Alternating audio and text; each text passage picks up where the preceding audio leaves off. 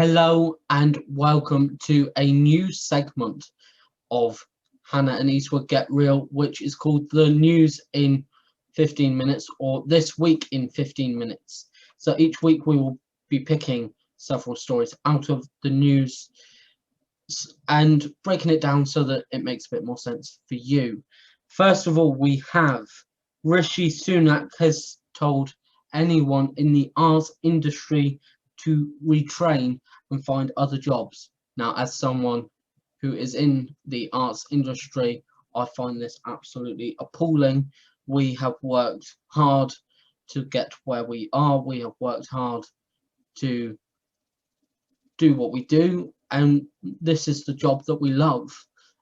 Of course, this doesn't apply to anyone in government because none of them are in our position. No, they have no empathy or understanding. No empathy whatsoever. They're treating it as a dog eat dog situation. No help has been given to the arts at any way through this crisis at any point. They've closed all theatres, not given any money to theatres or any arts venue to stay open or while they've been closed.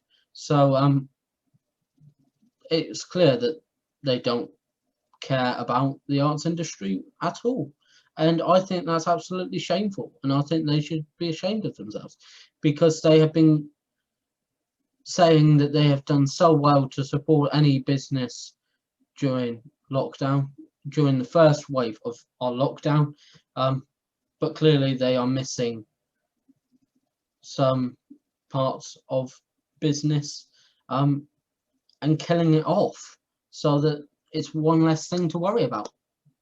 Yeah.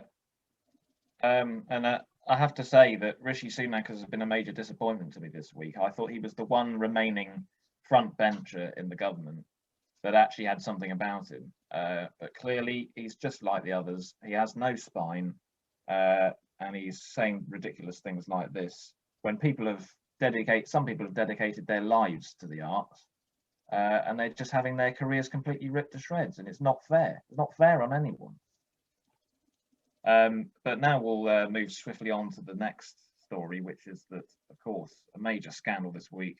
There wouldn't be a week that goes by at the moment without a scandal with a test and trace. And it emerged this week that 16,000 cases went unlogged due to a technical glitch in the Excel spreadsheet. So this is 2020, by the way, just reminding you, the technology is incredible, isn't it? So they're using an Excel spreadsheet and there was a glitch in that. So that stopped 16,000 positive cases being transferred swiftly to the test and trace system. So 16,000 went unaccounted for. You couldn't make it up. You couldn't write it. You know, interviewers and the Labour Party and various politicians, even backbenchers in the Tory party, have been saying for weeks now, get a handle on test and trace. It is the key to getting out of this. It is in the countries that have been successful around the world, testing and tracing is how they've done it. And there's a reason that we're now struggling and looking like we're going to go into another lockdown. It's because they haven't got test and trace sorted. So we have no idea where we are in the pandemic because they've missed off this many cases. We may be, the second wave may be far worse at this point than we actually thought it was. So, you know, this is the sort of catastrophic errors that are going to cost lives here. And yet they're happy to just defend it and bat it off as they usually do. And they don't care. They do not have any shame that we are a laughingstock. So yeah, that's just welcome to another week in the COVID crisis with this government. Shambles, absolute shambles. Moving on to our next story, and 24 years later, Spitting Image is back, and it was back with a bang. As stated in my review, you can watch the first episode free with a trial on BritBox, but this, of course, isn't an advertising scheme. Now, Spitting Image has never shied away from a tasteless joke or an absolute rude joke, and it tore into last week's news of Boris and the Parliament bars. It tore into Hancock with the rule of 6, and it tore into Trump getting COVID-19. Now, of course, with Trump getting COVID-19, many sketches saw Trump and Melania isolated in the White House. And in one particular sketch, he actually appointed COVID-19 as his vice president, which is absolutely part of it seems true.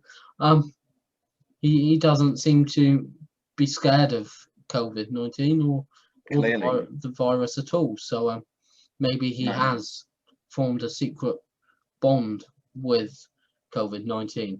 Now with Boris and Parliament bars, one particular sketch showed Dominic Raab saying the chapel has been turned into Ibiza, to which the chapel doors opened and there was a massive rave going on, and Boris looking down the camera saying, "Oh God, I love a loophole." Now, how true is that? How many loopholes have we seen in the last few weeks, especially with Stanley Johnson being seen for a third time at Heathrow Airport without a mask? And the news has come out this week that he won't be fined for any circumstances where he has been seen without a mask. The double standards are just deafening, aren't they? And again, as I said before, it just undermines public trust in the government.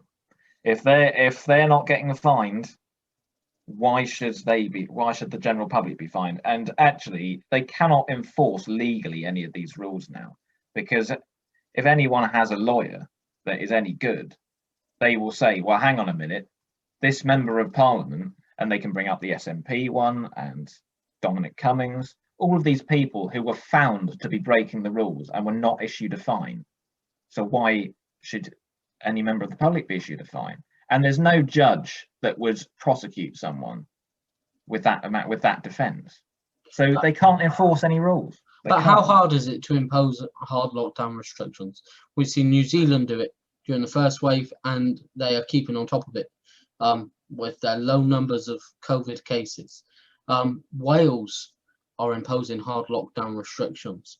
Scotland are imposing hard lockdown restrictions, which we will touch on in a minute. So why are we not able to impose hard lockdown restrictions, and we're only allowed to impose soft lockdown restrictions, which apparently don't apply to members of parliament? Well, the fact of the matter is, if we'd got a handle of it in the first place, we wouldn't have to put any restrictions in, really. You know, if we had a test and trace system and we managed to get it down, drive the virus right down like New Zealand, we could live basically a normal life, apart from a few restrictions on air travel. But no, as we've seen, there's a huge spike in cases, and hospitalizations and deaths again this week have risen. So it's looking very ominous, a very ominous picture, and Scotland have picked up on this and are tightening restrictions, as Sam just said, and they're closing pubs and restaurants for the next couple of weeks, I think, for a circuit break, which the rumours have been going round about the government of England. Can't believe I'm having to say this now because everyone's operating differently. But there's been rumours going round that there may be a circuit break. But that's what Scotland have decided to do. Whether it's going to work, I'm not sure. I don't think 2 weeks will be enough based on what we saw in the first wave. And it took us several months to get a handle on it. This is the problem. There's such a lag time that 2 weeks I don't think is going to make much difference. But I have a feeling that harder restrictions are coming our way in England very, very shortly, because it is flaring up, the COVID cases and hospitalizations and deaths. So it's not looking good. And they still refuse to get a handle on this testing and tracing. And this is where we're at. If we end up in a second lockdown, people only have themselves to blame for not following the rules. well, I'm afraid it's mainly the government. I'm afraid. Well, oh And yes, the fact that the government have now led and encouraged people not to take it seriously because they're not taking it seriously, as they've demonstrated. Boris has demonstrated. Stanley Johnson, Jeremy Corbyn, who was caught having a meal with 9 people, can't count to 6 apparently. All of these MPs who have a total disregard for the rules. It's a disaster waiting to happen. And I fear that if stricter measures are going to have to be imposed, such as another national lockdown, I don't think it's going to come to that. But if it is, I don't think people are going to comply. I really don't. And I don't think there's anything the police can do about it, because everyone's just going to use the excuse, well, the members of parliament are okay to do it, so why can't we do it? It's a disaster, total disaster. But I think that just about wraps up our little news segment for this week. So as always, don't forget to like and subscribe to the channel. Hope you've enjoyed this. We'll carry on doing these segments as we go on. But have a good night, and we'll see you again soon. And can I just add, we are now on 1,000 yeah. minutes viewed. We have reached 5 subscribers, and we have reached the ominous 100 views on our last clip. So make sure that you are liking, subscribing, and if you do like the video, make sure you share it. So that, and you may all laugh, but it's a very important milestone for us, isn't it?